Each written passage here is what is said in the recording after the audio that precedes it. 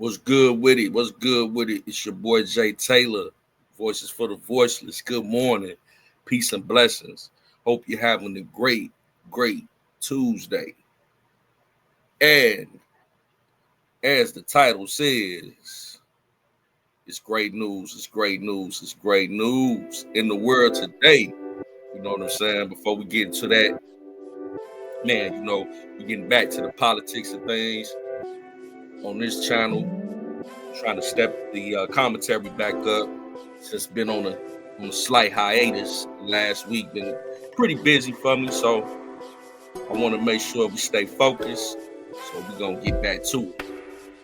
And yes, as the title says, great news. Ceasefire between Iran and Israel. Peace through strength. Man, as you know, unless you've been living under a rock, Iran and Israel have been in a 2-week war that had got very brutal over the time. And, the last few days have been very critical, but it has seemingly came to an end. But, man, it was looking real spooky out here for a minute. And if you go in my community chat, I had actually did some commentary on the potential war between Iran and the United States. So this has been going on for a while. Now, it would have been by proxy through Israel,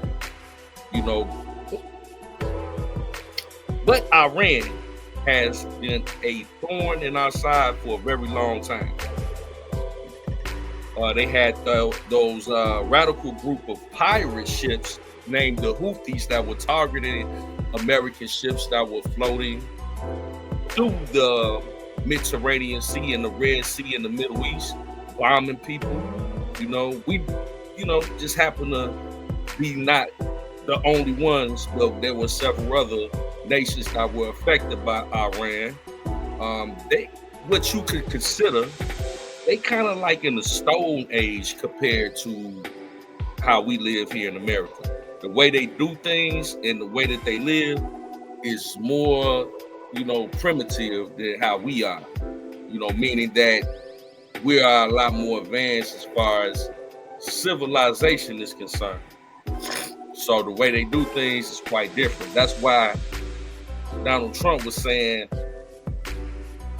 and every other president, it ain't just Trump, that Iran should not have possession of a nuclear weapon. It's just like kind of saying, like, a child shouldn't have possession of something that can harm themselves or anybody else. Somebody that's not qualified or responsible enough should not drink. That's why they have age requirements. Iran is just, for example, Iran says in their constitution, death to America, basically death to Israel, death to America, first chance they get. So they'll fly off the handle and crash out and really try to do us some harm. You know what I'm saying? But, it's just like Trump said, peace through strength. And before we get into everything, man, I do want to flash this because I had a dope video that never got to see the light of day because I got struck, man. So I got to start doing this right here. Copyright disclaimer under section 107. You know what I'm saying? So I definitely want to read that right quick before we get into the commentary. Right? So let's bring that up big, and so I don't want no smoke. Copyright disclaimer under section 107 of the Copyright Act 1976. Copyright disclaimer under section 107 of the Copyright Act 1976. Allowance is made for fair use for purposes such as criticism, comment, news reporting, teaching, scholarship, and research. Fair use is a use permitted by a copyright statute that might otherwise be infringing, nonprofit, educational, or personal use. Tips the balance in favor of fair use. Okay. So let's stop that. I want to make sure we get that on record. But yeah, like I said, man, it was going down. And the chain of events within the last week was crazy. Iran hit Israel. You know, Israel and Iran been going back and forth bombing each other. Some say Israel started, some say Iran started it. But the difference that I'm seeing here is that Iran doesn't have any type of discretion on who when they send their missiles, they don't care if they hit civilians. Israel, on the other hand, is trying to attack their military forces, which is fair, you know, in war. But hey, Iran, they was tripping. When I say tripping, let's get to it, man. They hit a hospital and everything, and it just looked crazy. So Iran strikes. Yeah, let's get to this video right here, and we can do a quick recap on what happened. We want to get back to our breaking news, too. Communities in Israel are assessing and cleaning up the damage left from Iran's latest round of airstrikes there. Latest happened overnight, coming in from Iran. More than a dozen people were injured. ABC News' Marcus Moore continues our coverage live from Tel Aviv. We are glad to see you are okay. We understand you and everybody with you working for ABC News had to take shelter in a bomb shelter. Did the sirens go off? How did that work? And what was that like? Well, yeah. Hey, Michelle and Tony, good to be with you this morning. And yeah, it's a stressful time, and it's something that people have been living through now for the past 9 days straight. Early this morning, the air raid sirens sounded, and then there was the announcement on the loudspeaker here at the hotel where we're working, telling people to get to the nearest bomb shelter on their floor or in the basement of the building. We went to the basement of the building along with many other guests who have been here, and we heard a number of explosions, and really the cadence of the explosions, the rhythm of it, the frequency was quite significant, as it was one explosion after another. Of course, what we were hearing were either interceptions as Israel's air defense system was working to intercept those incoming missiles, or some of them, as we've learned, were actual impacts where the missiles landed. And during that time, the walls were shaking. So if you can imagine how stressful and really how traumatic that was at the time, but then we all got the all clear. There were 2 waves this morning from Iran, and there have not been any other assaults since that time, but really, people here in Tel Aviv and across Israel are on high alert, bracing for more retaliation from Iran. And we have seen some of the damage here in Israel, where buildings have been destroyed today, and crews are in the midst of searching through that rubble to try to find anyone who was trapped. As you mentioned, we know of about a dozen injuries. And again, they're waiting for what's next. But I can tell you, not only is it stressful here, but certainly innocent people caught in the middle in Iran also enduring the impacts of this war that right now is showing no signs of ending. Michelle, Tony. I know it's mid-afternoon there. Could you just have you talked to Israelis? What is their thought regarding this secret American mission? Yeah, and certainly this mission, what we learned about the mission was quite significant. The fact that, according to U.S. officials, the B-2 bombers and other aircraft that entered the Iranian airspace made it there undetected.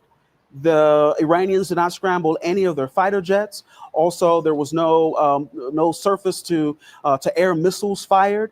And so that was significant. And certainly this operation, everyone thought might be coming, but no one knew exactly when.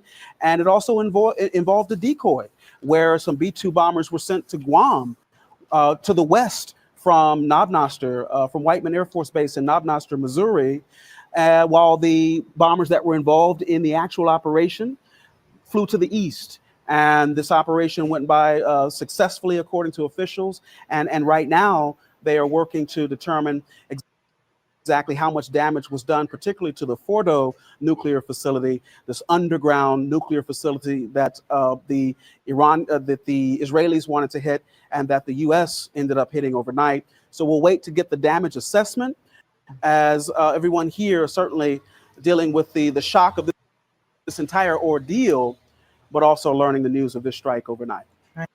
Wow. Yeah. So, I got to be honest. I have mixed feelings about our involvement in this whole situation. Now, as you can see, Iran, when they hit, man, they hit. You saw the buildings; those were mainly civilian territories. Like even if you hit military bases, the chances of civilians getting hurt is still there. But to target hospitals and things of that nature, now make no mistake, I wasn't favorable of the United States being involved in this at first. I know that we are involved because Israel is our ally. We provide them with hundreds of millions of dollars in military funding every year. And what Israel does as an ally is they are basically our eyes and ears in the Middle East region of the world. So a lot of stuff that may be intended for the United States, Israel, they take the brunt of that. So when we have an adversary like Iran, Israel is part of our defense. So you know what I'm saying? So I'll wrestle with that. But the end outcome, I say it was worth it. Unfortunately, you know, just like a child, you tell them, hey, you can't have, I said you can't have no more ice cream. They go get it. I tell them again, all right, now you gotta apply discipline. You might have to spank their hand, you know, a little toddler. Iran steady trying to get these nuclear weapons so they could bomb us and Israel. You know, Trump had to go in and neutralize the situation, right?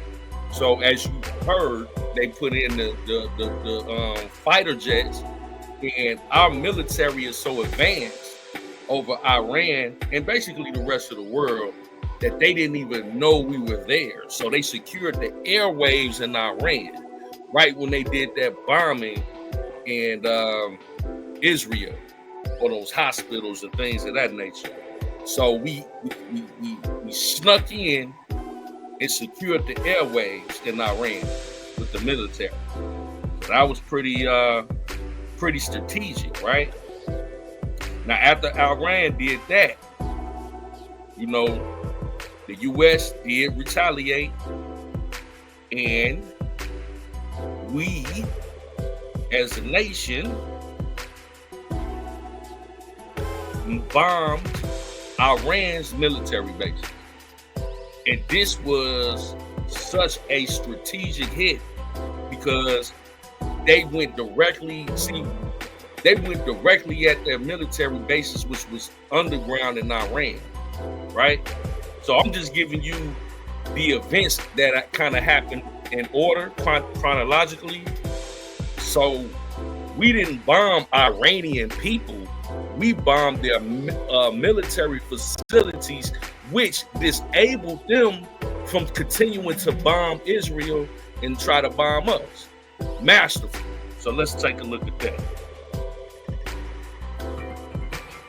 Hello, everybody. Welcome to the News at 10. I'm Rick Chambers. And I'm Green Winter. In an escalation that could spark all-out war in the Middle East, the United States has dramatically entered Israel's war against Iran. Yeah, American jets bombed 3 nuclear sites over in the Islamic Republic. One of those sites was the infamous mountain facility at Fordo, a major uranium enrichment center, hundreds of feet underground.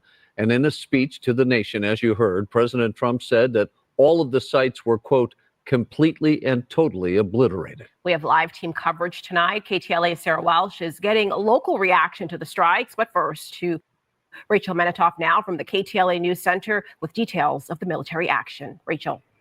Karine, Rick, good evening to you both. President Trump said tonight if peace doesn't come quickly, he will go after additional targets in the region, saying most of them can be taken out in a matter of minutes. He also praised the U.S.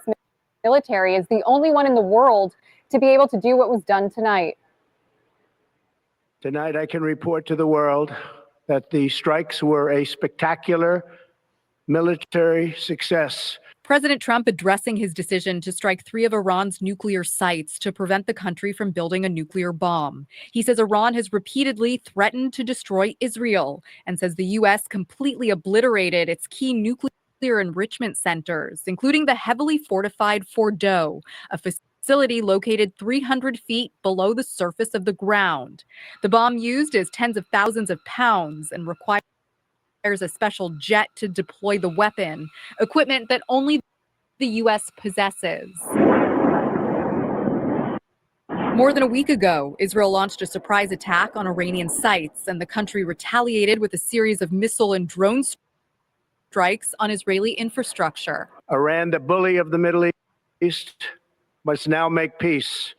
If they do not, future attacks will be far greater and a lot easier. Israeli Prime Minister Benjamin Netanyahu thanked President Trump and says this is the potential to usher in a new era of prosperity and peace.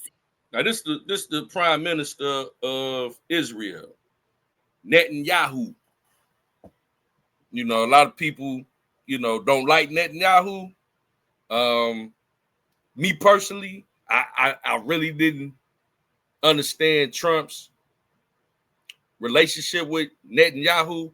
It was a little too, to me, in the beginning, it was a little too, buddy for my liking.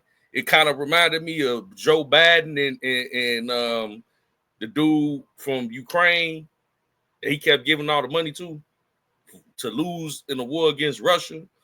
And that's another thing. Trump is a businessman. See, he played chess. So it might not have been no buddy situation, but we do need sufficient eyes and ears all over the world to prevent potential attacks against the United States. So we got people set in place that's right next door to our enemy like Israel. Hey, we need to maintain order. So, what I may have perceived earlier as him being too buddy was probably just strategy. You know what I'm saying? In the Middle East, America has been truly unsurpassed. officials in California and New York say they're monitoring the situation for any potential domestic impacts. Governor Gavin Newsom writes, "There's no specific or credible threat we are aware of at this time," but he urges people to stay vigilant and report suspicious activity. Members of Congress on both sides of the aisle are offering mixed reaction. Republican Senator Lindsey Graham from South Carolina congratulated the president and said it was the right call. House Minority Leader Hakeem Jeffries slammed the president's decision, saying the risk of war has now dramatically increased. Representative Alexandria Ocasio-Cortez believes the president's actions are clearly grounds for impeachment. Independent Senator Bernie Sanders addressed the operation at a rally in Oklahoma. But it is so grossly unconstitutional. All of you know that. What is so unconstitutional? See, these Democrats kill me. He just made not only United States, but the world a safer place by neutralizing Iran from getting their hands on something that if they get their hands, it's like a bad child get their hand on something they shouldn't have. They gonna use it. So he didn't, he neutralized them. He didn't hurt any innocent civilians in the process. That the only entity that can take this country to war is the U.S. Congress. The president does not have the right. Kayvon Harris, a professor of sociology at UCLA, says we'll begin to see the effects of this strike tomorrow and in the days to come. It could be in the form of retaliation against 40,000 or so American troops in the region. The conflict could also impact global oil supply, meaning higher prices at the pump for Angelenos. Of course, we can remember from prior times when both parties have attempted to attack another country or attack successfully with air power. There's usually a brief hurrah in the United States. Probably will happen again, but then reality will sink in, and we might end up being dragged into a conflict that we can't control, that many people did not want, and it doesn't seem many people voted for. And Iran has confirmed the attacks and says there's no sign of contamination at its nuclear sites. At this hour, Iran's supreme leader, Ayatollah Ali Khomeini is reportedly in hiding, fearing an assassination attempt. Live in the news center, I'm Rachel Menitoff. Karine, back to you. Okay, so we heard that. So we had to get the liberal media, we got to get them some airtime too. You know what I'm saying? Let them rock out and get their viewpoint. But at the end of the day, you know what I'm saying? That's what they said, right? The United States went in and neutralized the military bases in Iran. Now, at that moment in time, you had mixed feelings about it. I think you still do now, but not so much because the outcome has been great. Trump was right. Peace through strength. But after we neutralized the airway, like we secured the airways first and told them, hey, we need peace or we gonna strike. We gonna hit your military bases. We gonna hit you where it hurt. Iran, knowing that they were numbered or smarted, still decided to go forward, you know what I'm saying, and bomb Israel, where we had military bases. So Trump did what he did. After he secured the airways, we go ahead and we hit them spots underground. And man, we already secured your airwaves. We already bombed your facilities underground. You want to make a deal? And in typical Iranian fashion, you know what they decided to do? They decided we're going to clap back. We're going to clap back. Let's take them to war. Yeah, Iran, after we neutralized them, they did one last battle cry. One last battle cry. Hold on. No, that ain't it.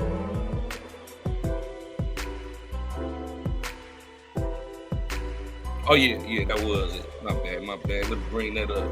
Yeah, they did one last battle cry, man, and tried to hit some of our military bases in the United States. I mean, not in the United States, but in Israel. So let's cue that up. So breaking news here this morning, Iran has reportedly launched a retaliatory attack on a U.S. airbase in Qatar. Meanwhile, son of the former Shah of Iran says he's ready to take over should Iran's Islamic regime collapse following the U.S. airstrikes on 3 of its nuclear facilities. KTLA's Jacqueline Sarkeesian in our newsroom now with the latest developments. Jacqueline, good morning. Hi, Jess. Good morning to you as well. Yes, we're just getting information about what happened. Missiles were seen over Qatar as Iran targets U.S. forces. However, there is no word yet the extent of the damage as this information is just coming in. Meanwhile, Reza Pahlavi, the former son or the Shah of Iran, says he's not seeking political power, but rather helping the great nation navigate towards stability, freedom, and justice.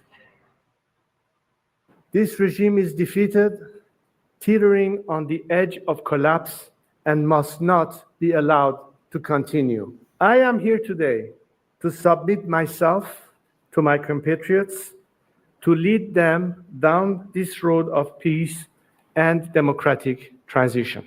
This is our Berlin Wall moment. Meanwhile, Russia is showing its support for Iran. President Vladimir Putin condemning the attacks as he meets with the foreign minister in Moscow. Putin is also now. How is Putin gonna sit up there? How Putin gonna sit up there and say, "Oh man, I don't like the attacks that they did on y'all," when he's sitting over there bombing Ukraine left and right? What a hypocrite! I'm just saying, bro. Stop the war. You already in a war with Ukraine, bro, for years. How you gonna sit over here and try to criticize somebody when you over there pushing the button left and right? Calling out Israel for its actions against Iran, saying, quote, Russia today is on the right side of history and international law. As the conflict between Israel and Iran enters its 11th day, both countries have continued to trade strikes. Earlier today, Israel hit government targets in Tehran in a series of strikes that followed missiles and drones fired by Iran at Israel. This comes in the wake of the Trump administration's massive strikes on 3 of their nuclear sites. Iran's key nuclear enrichment facilities have been completely and totally obliterated. The president and his administration are calling it Operation Midnight Hammer. It involves 7 B-2 stealth bombers that flew overnight completely undetected using never-before-deployed bunker-busting bombs. The aircrafts took off from an Air Force base in Missouri, and this is video showing the moments they returned yesterday. President Trump thanking the pilots for a job well done. Vice President J.D. Vance stressed Sunday while on...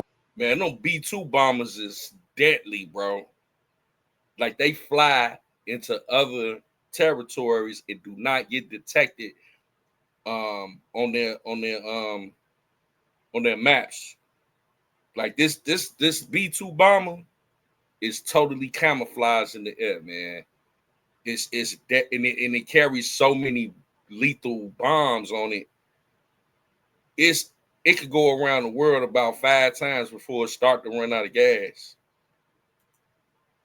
On Meet the Press that there is still a chance for Iran to engage in talks about its future, saying the attacks created an environment for a reset.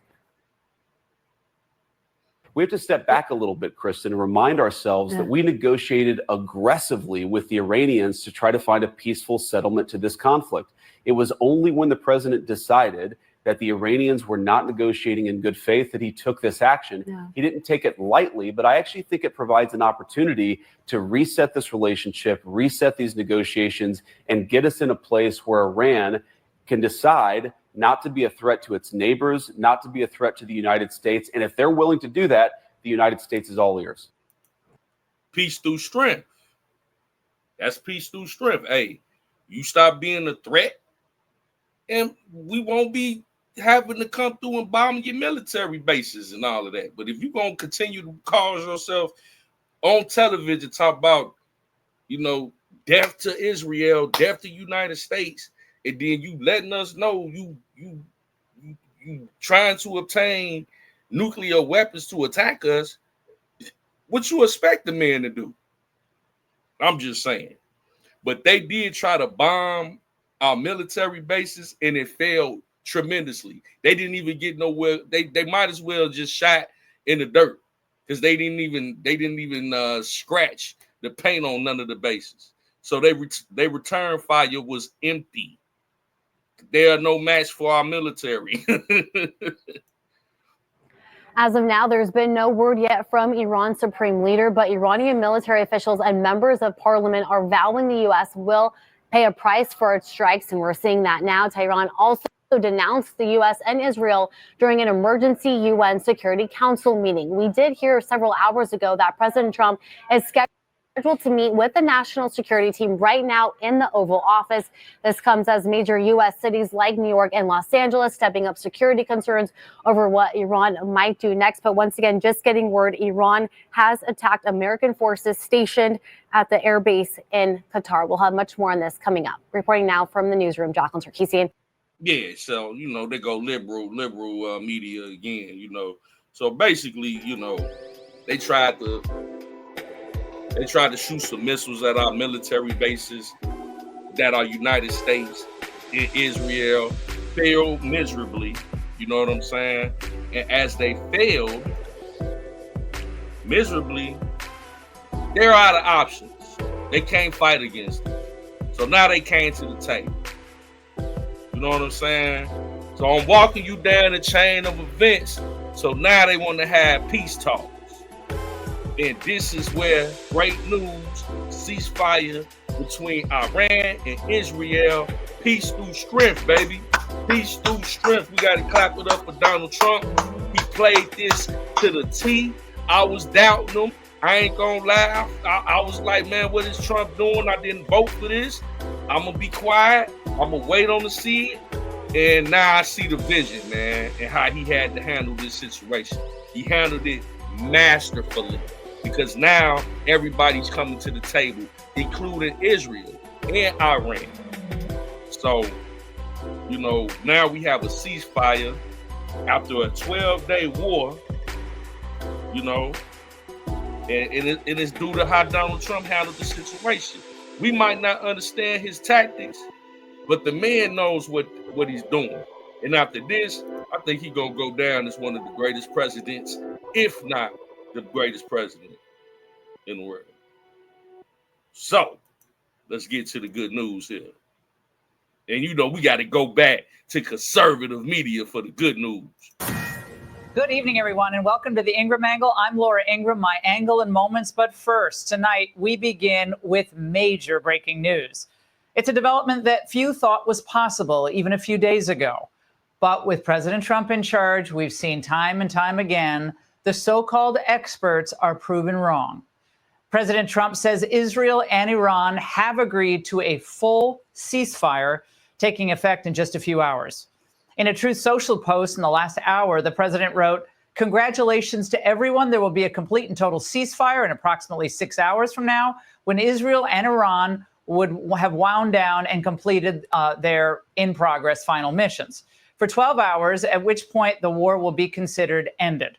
On that assumption that everything works out as it should, which it will, I would like to congratulate both countries, Israel and Iran, on having the stamina, courage, and intelligence to end what should be called the 12-day war. This is a war that could have gone on for years and destroyed the entire Middle East, but it didn't and never will. Here with me now is Brett Baer, chief political anchor and special report anchor, executive editor there as well. Brett, you were on the air. We were all watching with Vice President Vance when Trump's Truth Social post landed. So that was in and of itself kind of hilarious. But do we have details about how this all came together in the last hour? Well, Laura, good evening. It really was something. Let me just give you the behind the scenes. Trey Yanks was in the middle of wrapping up his report from Tel Aviv, and the producer got in my ear saying, "Trump Truth Social coming in the email right now." And I looked down, the vice president's right here on set with me. And as I look down to read it, his staff comes in with an iPhone so he can read the Truth Social as it's coming in. And Trey Yanks wraps up his live report. I thank him. I introduce the vice president and obviously start with what we just heard and saw. And he said he had heard about it, talked about it, hadn't seen the final version, and that's what he was reacting to. Since then, we've learned that Qatar was the intermediary and that Iran officials are now saying they did, in fact, authorize Qatar to negotiate on their behalf, at least according to Reuters and other wire services, and that the Israelis are going to agree to this in a 6-hour time frame. Now, what happens between now and the 6 hours? I expect a lot of kinetic action inside Iran from the Israelis, but that's what it looks like. And then the details that the president laid out about how it follows over the next 24, 48 hours, we don't know what that picture looks like or whether it leads to negotiations. Well, what was stunning is that just in the last several hours, the supreme leader put out a statement saying, "We will not submit. We will never submit." So something was changing in that interim time period, and I guess he was made an offer he couldn't refuse. Maybe so. We don't know. The supreme leader is supposed to be holed up in a bunker. That the going thing in Iran, we're told, is that everyone doesn't know where he is except the Israelis and the U.S. And they have said that they could take him out at any time. I don't know what has transpired that changed the Iranians' bold action, other than to read the tea leaves here. They gave a pre-warning about the missile strike on Qatar and the El Udeid Air Base, saying this is going to happen, get your people out of there. And then the air defenses took down those missiles, including one from Qatar. And, I think that the president's very weak response post and let's get to peace started phone calls between all of the parties, according to the vice president. And in between the time he left the White House and the time he arrived on this set, something had transpired to get that Truth Social post.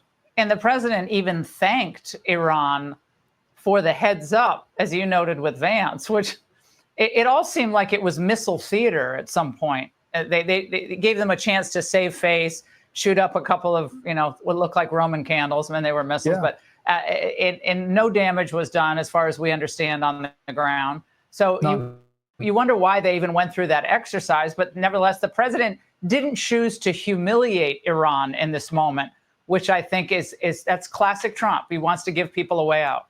I thought that was great too, that Trump actually said, I'm gonna give y'all props. I ain't gonna try to throw y'all under the bus as a nation. Y'all, they some proud people over there in Iran. And they they tried to go up against the United States and Israel by themselves. Them people tough. So Trump gave them their props, but they was just forced in a position where they have to take the deal, so to speak, and let's just have peace, man. That's all Trump telling them to do. We ain't trying to do nothing but make sure y'all don't be irresponsible and try to take us out. You know what I'm saying? Or any of our allies. You know what I'm saying? We got to run this a certain way, and it's just for the best, man. He did say, let's get to peace, let's get to the table. He called it very weak and thanked them for the heads up. But, it follows a pattern. In 2020, the Iranians did the same thing. They fired on a U.S. military base in Iraq, but they also gave a heads up ahead of time. That was after the Soleimani assassination, the takedown of the main military commander for Iran by the U.S. And so it follows a pattern.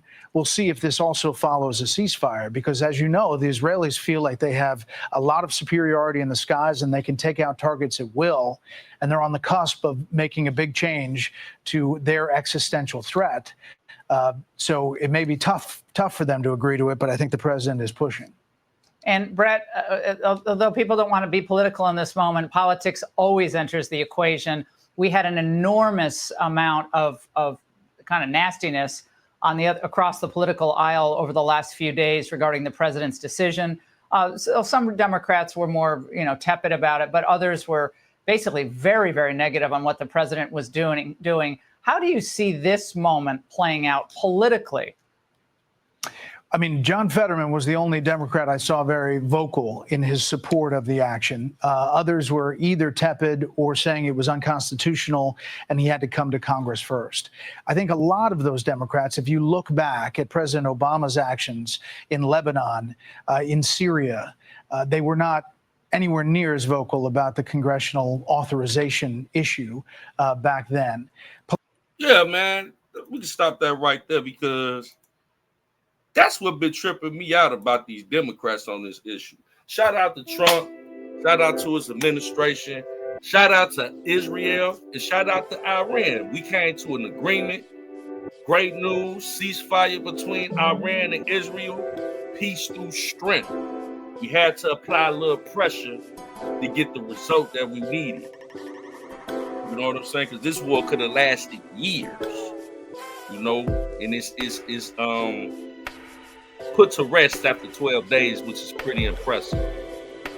You know what I'm saying? But yeah, man, the Democrats crashing out, and they sitting up here talking about Trump should have went to Congress first and hollered at them about the situation. It's like, man, we ain't got time for all that. You know how long that probably would have took? We needed to move fast.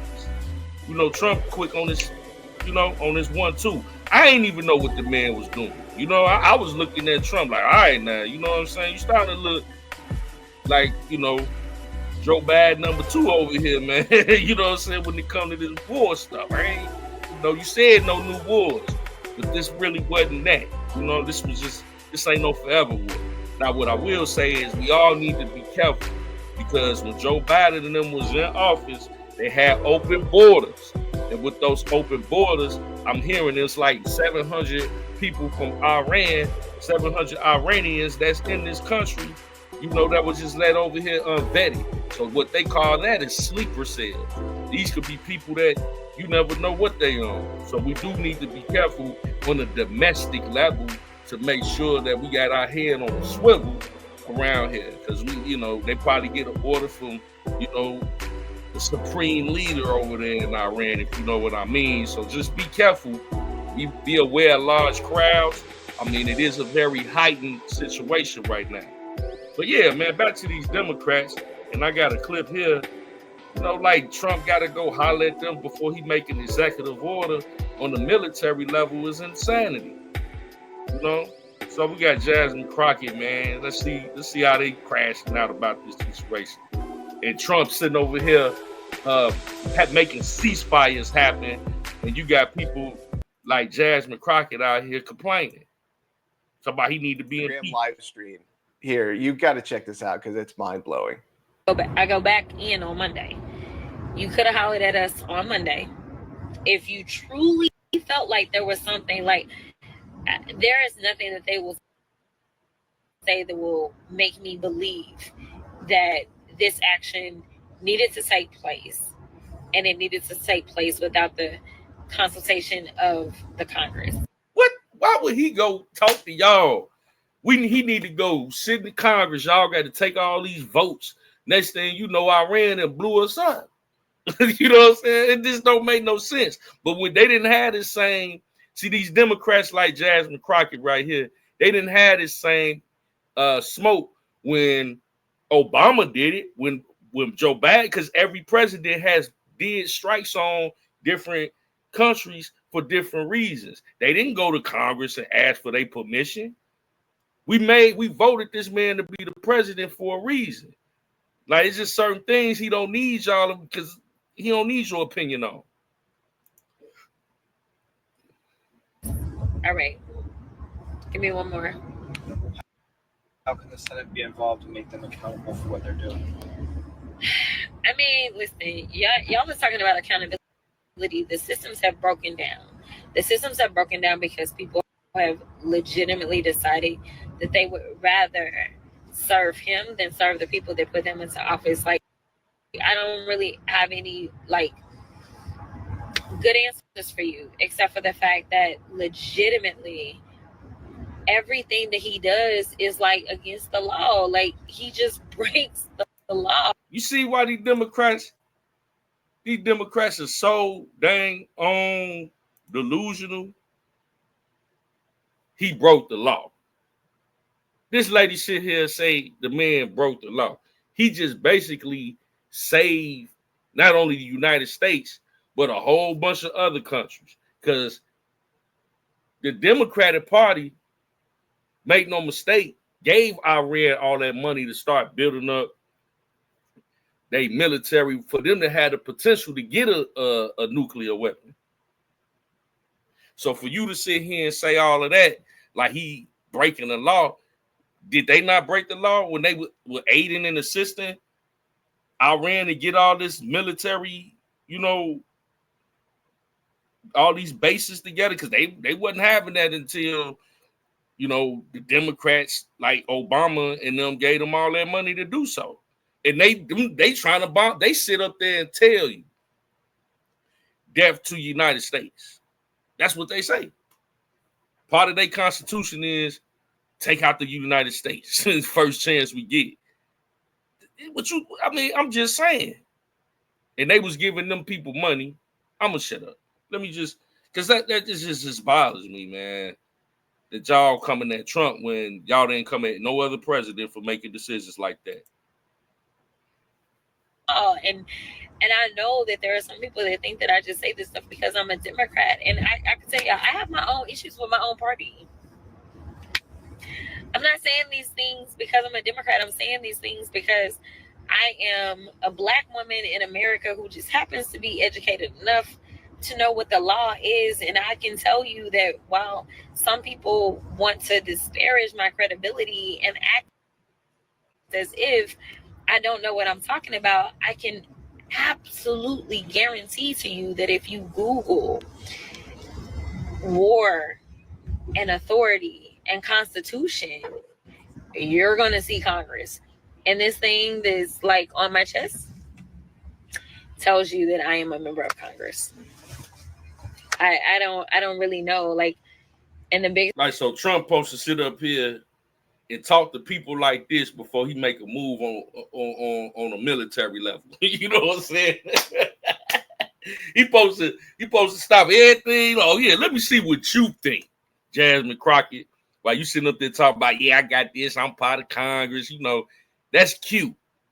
But we ain't got time for all that. We don't have time to sit here with all 150 of y'all think, or whatever number it is in Congress, before we bust this move to save the rest of the planet. Who got time for this? The biggest problem that we face right now is that we have an administration that does not care about making sure that they abide by rules or abide by the law. And I don't think. Now, Jasmine went on to accuse President Trump of breaking the law, again, with no evidence.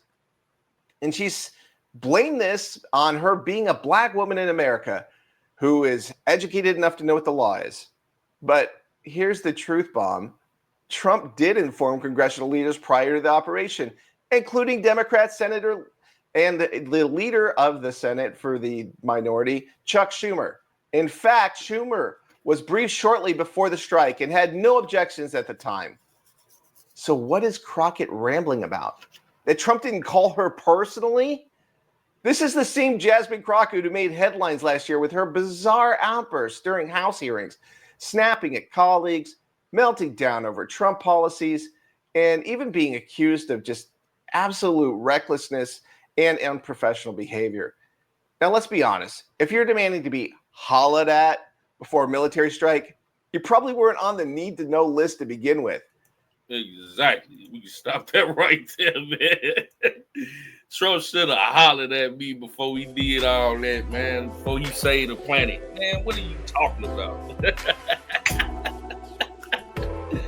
Man, I just thought that was hilarious, man, that Jasmine Crockett out here crashing out because Trump actually successfully created a ceasefire between Iran and Israel. So, man, great news, great news, great news.